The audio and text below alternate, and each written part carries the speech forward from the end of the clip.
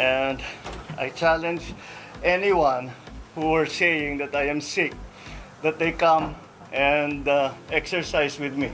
We will see who is stronger. You come to the gym with me. Tingnan natin kung sino mas malakas magbuhat ng weight.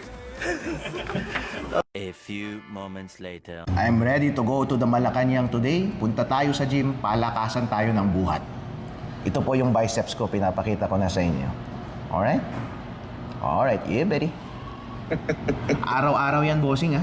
Palakasan tayong dalawa. Gusto ko malusog ka, baka maging magkaibigan pa tayo. Ipakita mo sa akin na nagtatrabaho ka araw-araw, mag-gym tayo kada umaga, gising tayo ng maaga, alas 6, magsimula tayong mag-workout. Tapos humarap ka sa taong bayan, araw-araw magtrabaho ka. Pakinggan mo lahat ng kanilang hinaing. Pakinggan mo ang gusto nila. Tuparin mo po iyon dahil yun ang ipinangako mo at yun din ang salitang binitawan ni Auntie Claire ngayong araw na ito. Please, mag-follow through ka, okay? Challenge accepted, sir. Kapag yan ang ginawa mo, mamahalin ka ulit ng Pilipinas.